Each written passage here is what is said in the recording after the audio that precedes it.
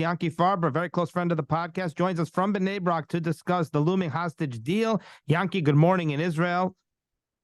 It's good to see you. Good morning. Yes, thank you for working out some technical issues that we had earlier. And here's the question. Initially, the hostage release was supposed to begin today, Thursday, and it has been delayed until Friday. And there are reports that Hamas never actually officially signed the agreement. Do you have any idea why it was delayed? Well, it's very complicated. The Israeli media published a lot of things, but Hamas never signed the deal, and also they haven't given full information about the 50 hostages they want to release, women and children. They didn't give names, they didn't give exactly details about them. Now, the Israelis are not sure if they didn't give it, either they don't have it, or they just want to, they want to carry on playing around with Israel. And Hamas claims that they don't have all the children and all the women with them because, as we know, some of those women and children were not kidnapped by Hamas. They were kidnapped by just plain, regular, as what we call innocent civilians who also joined the massacre. Yeah, the massacre on Simchas Torah, and just civilians walked into the villages, killed and kidnapped women and children. And Hamas says, it's impossible for me to find them because we are under the tunnels and we are spread all over. A lot of Hamas members died, got killed. So they just say, we don't really know. We need time to find them. So first you have to stop the fire so we can find all those people. The meantime, we'll send you what we have, as we say. But the Israelis don't want it. Say, no. We want to know exactly who are the people you're going to give us, their conditions, and where are they going to be brought, and all details. Hamas has not given all the details. That's very, very interesting. Now, the question I think everybody's concerned about is, what is Hamas's real motivation? Because a lot of people believe if Hamas is willing to release 40 or 50 hostages, then even though they're getting prisoners back, but the ceasefire must be extremely valuable to Hamas. And the concern is, the fear is that will they use this to gain an advantage? How much can they regroup in 4 or 5 days? Could they do real damage? And if not, then what is their motivation? Well, seriously, I read last night, that the Israelis, they all say, we don't really know what Hamas wants, because Hamas doesn't care about the prisoners that he's going to release from the Israeli prisons, because all of them are going to stay either in Jerusalem, in East Jerusalem, either in the West Bank. None of them is going to Gaza. He doesn't care about the people in prison, in the Israeli prisons. Actually, it's more safe for the Palestinian prison to stay in the Israeli prison than to go to Gaza. But, they can get killed there. Right. But he wants time, as you say. He wants 4 or 5 days to reorganize himself, maybe to check who was killed, who's still alive. I don't think he has, as far as I understand, there's such a big mess in Gaza, nobody really knows what's going on. So he just needs a few days to reorganize himself and maybe actually find the rest of the hostages. The Israelis are worried that Hamas will get reorganized, but they say at the same time that they are ready for it, prepare for it, and that's not going to be a big issue. Nobody really knows what Hamas wants. We have to remember we are dealing with a guy, Yahya Sinwar, that for him killing people is like, for us having breakfast. So we don't really know. Sinwar is a vicious monster. Well, that's the fear. And again, number one, I want to point out it's such an incredible bracha. Mirz Hashem, these hostages should be released, all of them, and certainly the children and the women. 3-year-old this Avigail, who has stolen everybody's hearts, who our hearts break. Her father perished while he was on top of her. She hid under him. I mean, the stories one after the next. We're all sitting here wishing, but at the same time, it's a grueling decision. Let me play. I have a clip. I'll have to find it of Danny Ayalon saying that this is a very difficult decision. I don't know if you saw the op-ed from Yossi Yehoshua, military correspondent for Yediot Acharonot. He wrote a scathing op-ed. So he says, I'll quote it here, the same government responsible for the biggest failure in the country's history is pushing this deal, saying it has no choice but to accept it. But the enemy is a ruthless murderer, and they know how to exploit Israeli society's soft underbelly. So he really is thinking that Hamas might be outsmarting us again. Well, I read what he said, and even the people who agree with him, they still say one thing: the Israeli government has a responsibility to get all civilians hostages back. I'm talking about civilians, men, women, and children. We are not talking about soldiers that were kidnapped. Probably around 50, probably about 50 soldiers were probably killed. Nobody really knows the number, but quite a lot, like 30, 40 soldiers were kidnapped. So they say, well, when it comes to soldiers, with all the pain and everything, soldiers knew where they're going, and it's different. But when it comes to women and children, Israel must pay everything to get them back. Once they're back, we can carry on, destroying Hamas. But we do have responsibility for women and children. The Israeli army, the Israeli government, the Israeli society, whatever you want to call it, failed by protecting them. So first we have to get them back, no matter the price. And actually, the price it's not so bad at the end of the day. If you remember, Israel gave back 1,200. Israel released 1,200 Palestinian prisoners. Some of them, people like Yahya Sinwar, murderers. So for once, Gilad Shalit, for one soldier. So what are they now asking? 150 young Palestinian who didn't kill anybody. I mean, they tried to kill. And you have to remember, all those people that the Israelis are supposed to release, they're all staying in East Jerusalem or in the West Bank. So Israel can control them and follow them and check what they're doing. And if they do something wrong, they can either get arrested or either get killed. None of them is going back to Gaza. So it's different than, the Gilad Shalit story. And I don't think it's so bad. But what Yossi Yehoshua is referring also is the way that Israel is actually going after Sinwar. Instead, Sinwar should beg Israel to stop, and he should come out from his tunnel with hands up. But I don't know what's going to happen. Nobody knows. People are talking so much. People are publishing so much. People are, journalists. I mean, I'm saying, journalists, not just people on WhatsApp. They publishing, and he said this and he said that, and nobody really knows anything. Yeah. No, that's clearly true. Are you concerned? You're talking about how their prisoners are not going to be released to Gaza. They're going to remain in East Jerusalem. Some people feel that that's a bigger threat because we know how many attempted terror attacks come from people crossing the checkpoints who are in East Jerusalem coming into the other side. You think that's a better scenario where they're going to be brought to East Jerusalem and be so close?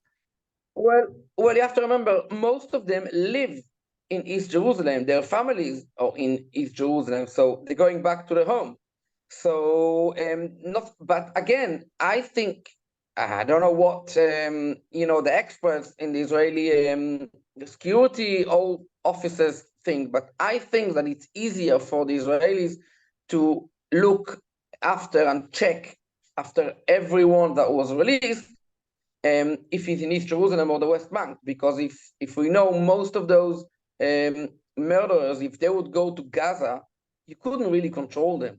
So it's better if they are in East Jerusalem. And again, most of those people, I mean, all of those people didn't kill at the end of the day. I mean, they tried. They injured very badly people, whatever, but because they didn't kill, so, it's something easier to accept. And at the end of the day, it's not so bad, 50 women and children, or worse for us, much more than 150 young Palestinian brainwashed teenagers. Every life is so precious. This could be such an incredible Yeshua. Do you have any idea? I haven't heard much about this. How many American hostages are set to be released according to this hostage deal? Well, first, let's say 50 women and children. 50, no, how many American? But American. Sorry, I missed the word American. What I understood, there is about 3 Israeli-American hostages. I'm not sure if they're all children. I know Abigail, age 3, President Biden is pushing a lot that she should be on the list. And I think I read yesterday that she's going to be on the list. And I think another 2, what I understood. But again, it's not really up to the Israelis because, Hamas can just tell you, well, I'm sorry, I don't have these 2 Americans that you want. I only have 1 American that you want. So, and what? Are you going to say, okay, so let's not do the deal? No, you're still going to do the deal. But I understood 3 Americans. Yeah, that's what they're saying. But does that surprise you? I would have thought that President Biden would have put pressure on Qatar, on Hamas to release. No, they believe there are a lot more Americans being held. Yes, but those Americans, first of all, they probably not women and children. They're probably like men, so they are not the first on the list. And also, we're not sure if those Americans are only Americans, not Israeli Americans, because Israel said that they're not going to get back any foreign man, any foreign kidnapped, because first they need to take care of the Israelis. So it doesn't really matter if the Israeli Americans or American Israelis. It doesn't really matter. It's just if somebody is Israeli, even if American, it should be released. So President Biden, I know, pushed a lot about this 3-year-old girl that actually all her family were murdered. But 2 brothers, two brothers were hiding in the closet. 2 brothers were hiding in the closet. Yeah, Amazingly, they lived. Yeah, but the parents were. died. Yeah, no, it's horrible. So I heard 3. Now, if Hamas is actually going to release them, nobody knows. They can just change their mind in the last minute. Yesterday, the head of the Mossad was in Qatar. He flew to Qatar. He came back empty, as we say, with no list of the people that were supposed to be released. So it's very upsetting. And people in Israel, a lot of people in Israel say that Israel should, give up the deal and start attacking again and again very, very badly Hamas till they're going to, surround it or something. But, I don't make the decision, so it's easier for me. Impossible. Yeah, exactly. Impossible decisions. These are decisions that are unthinkable that anybody could have to make. Is there going to be? I want to say something important. Yes, please. When it comes to Haredim, because yesterday the Haredi Knesset members from Shas and from United Torah Judaism, they went to Rabbonim to ask. I know Moshe Hillel Hirsch, Reb Dov Lando, and also I think Rabbi Yitzchak Yosef from the Sephardi community. They asked, what should we do? If we should vote or not vote. Oh, wow. Pikuach nefesh, not pikuach nefesh. So they went to big Rabbonim, and actually all Rabbonim said the same. There's a Safek and there is a Vadai. So there is a Vadai that those people are in danger, those women and children. Actually, their families, some of the relatives of those kidnapped, came to Reb Moshe Hillel Hirsch and to Reb Dov Lando. First they came for a broche. They're not religious anyway. They came for a broche, and they also told the rabbi.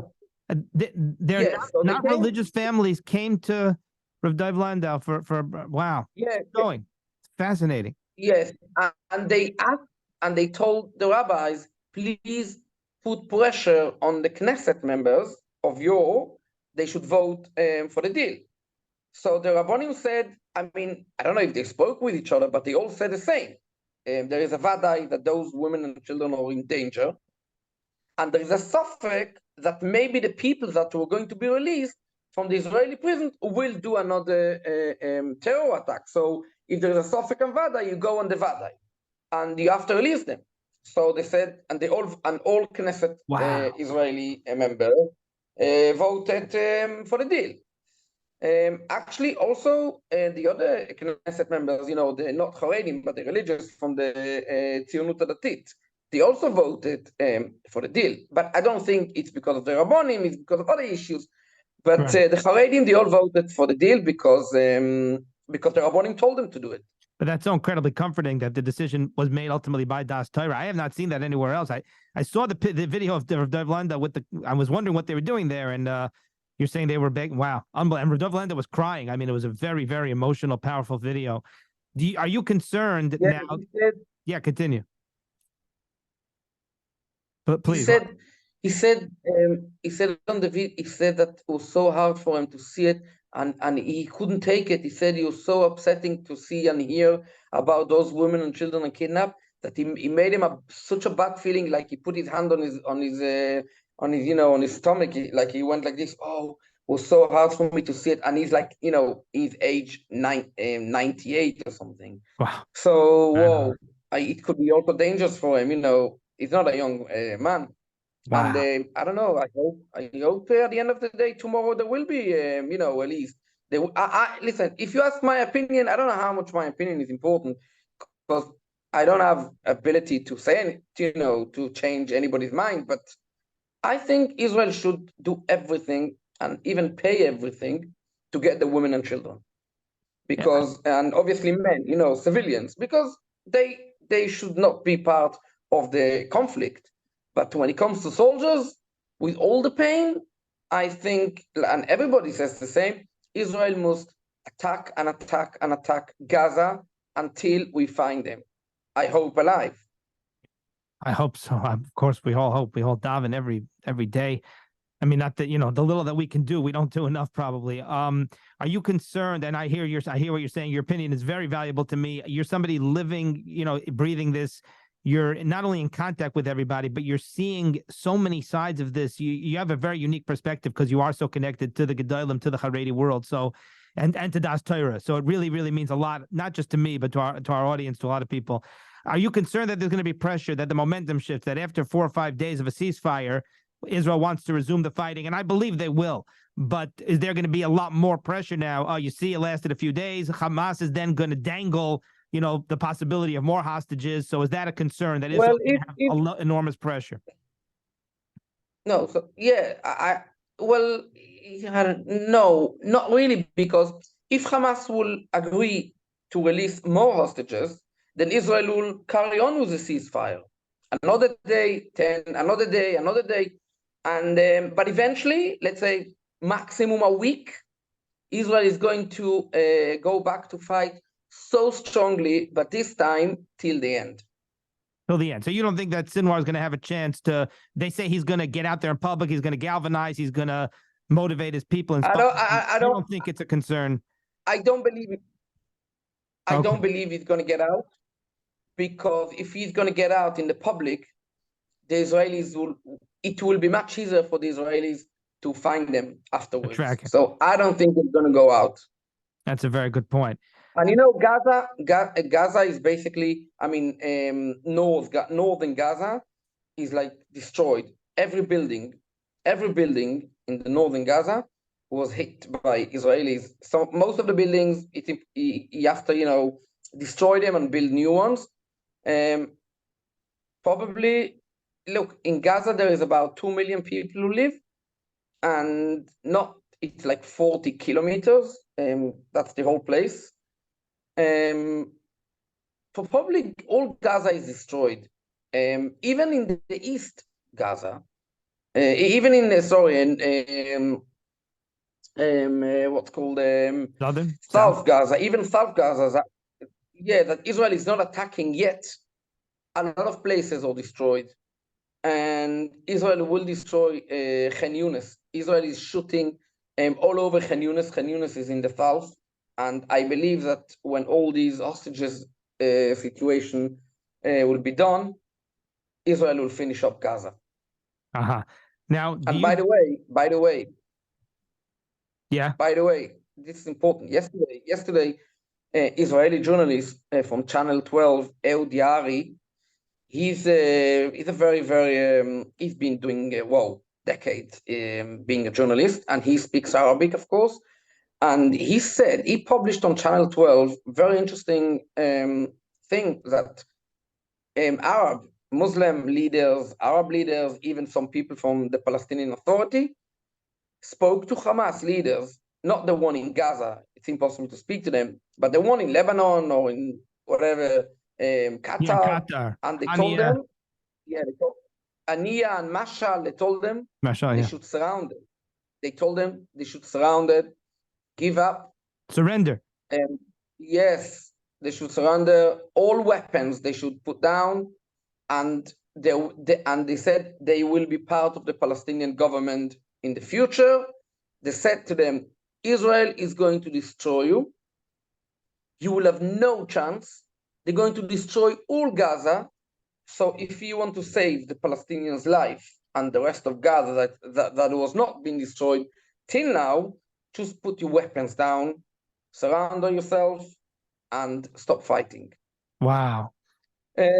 Yeah, I don't know who, but I don't, if you ask me, I don't think Sinwar will do it, and not Ichia Ayash or whatever, because And Shal and Hania, they don't care. They have their billions of dollars. They no, no, don't care if all the Gazans die. Ania. No, also Ania and Mashal, I don't think they will do it because it's like if they're gonna do it, whoa, so they lost and whatever. I think they're going to fight till the end. I hope they're going to fight till the end. Now, now, do you think that the war, the ground invasion, is going as planned? And do you think that Bibi Netanyahu, that his days are numbered? There are reports that that the Israeli public is not happy with him, and that maybe even within Likud, that Netanyahu could be removed. Do you think that's a chance? Well, the public is not happy with him. Everybody failed in this government. Everybody failed in the Israeli army. All intelligence failed, and they're all going to go home straight after the war. There will be election, and Netanyahu is going to go. Nobody wants them. Nobody's doing anything now because we are in a war and we're not changing our leaders in the middle of the war. They all failed. Now, Netanyahu can say, maybe he's right. I got the information from the intelligence. I got the information from the IDF, and I acted according to it. They told us that Hamas is weak.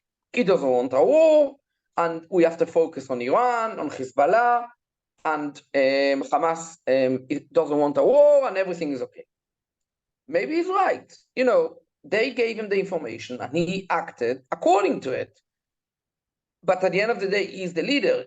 Think about it. If Netanyahu would be, a chairman or a manager of a big company, he would be fired on Simchas Torah morning.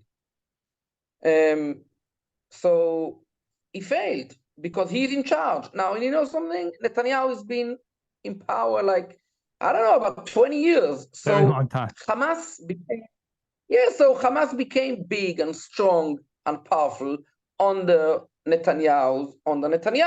So Netanyahu can only blame himself. Now, I don't know if somebody else will do better than Netanyahu. We saw Bennett made big mistakes. Yeah. Bennett published on 2022 that he was proud actually of it, that thousands of Palestinians are coming in from Gaza every day to Israel to work. Let's give them jobs. Let's give them money. We all know that a lot of those workers, as we call innocent civilians, who are Hamas members, and they took all information from the south of Israel, and they actually helped Hamas. They had incredible amount of military bases and all sorts of schematics and blueprints and the wall, everything. I will tell you more than that. I saw many times, I don't think today, but not long ago, 2, 3, 4 years ago, I saw Palestinian working in Israeli army bases as builders with tractors. And we always asked, why don't you think that this guy is going to collect information about our base? How many soldiers are here? How many soldiers actually carry weapons? Not all soldiers carry. Yeah, it's crazy. Not all soldiers carry weapons. So he's going to take all the information and just pass it over to Hamas. And this is not a secret. Everybody in Israel knows that many Palestinians used to work in Israeli army bases. And we always said, it's crazy, they can just collect information. So so that's why we also say that there's no innocent people in Gaza, but that's a different story. I'm not happy and I'm not dancing and celebrating like Hamas do when I see women and children and dying in Gaza, getting killed in Gaza. Well, Hamas is using them as human shield, but we have to remember, most of the people who live in Gaza support Hamas. We can see it all the time, everywhere. On the streets of Hamas, every time when there is a terror attack in Israel, they all go on the streets and celebrate. So they are part of Hamas. So what for your question, I think that after the war, everybody's going to go. Not just Netanyahu. The chief of staff failed. The top of the Israeli intelligence failed. The head of the Shabak failed. They said it. They said it. We failed. But now there's a war. We have to fight for it. We're not going to change them now in the middle of the war. But after the war, they're all going to go. Now, Netanyahu, now there will be election. Now, I can guarantee you that if Netanyahu is not going to go by himself, if there will not be election, straight after the war, millions of people are going to go on the streets in Israel, including right wings and many Haredim. People were fed up. Basically, I know our people love Netanyahu and everything, but at the end of the day, the majority of Israel is fed up with Netanyahu. You can see it on the polls. Gantz is getting about 40 seats. People don't, 40 seats. Bennett is getting about 18. Lapid, 15. Alikud, in the last poll, he got 17 seats. So, Gantz can actually form a government with Lapid, Lieberman, and the Likud without the Haredim in the government. And I think this is what's going to happen after the war. I didn't think of that. The Haredim are going to be up. Yes, they will make a government without Haredim and make a big change. Make a big change about how the government is going to look. The Haredim will be out probably. Wow, I didn't think of that part of it. Yeah, but okay, look, and I've been a big fan of Netanyahu for many years. He did amazing things, but you said, nothing can justify or excuse this. I mean, you get he failed, pay the price. He failed because Hamas, under his leadership, became a monster. Right. It's a good point. It's not about October 7th. It's about the years of buildup prior to that. Yeah, it's not about October 7th, exactly, because it's not just Netanyahu's fault. I think actually that it's more the Israeli intelligence fault, the Israeli army fault.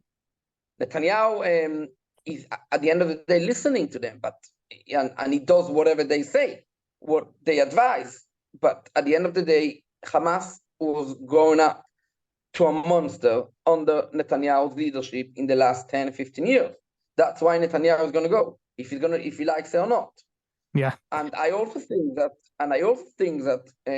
we should make a law that you cannot be more than 8 years a prime minister, 2 terms, because when somebody is getting too much, he's just losing it. Yeah, you see that again and again. It happens every time. It's a great point. You need somebody fresh, somebody to come in and prove themselves. Too much power. Okay, we'll leave it at that. Any other thoughts?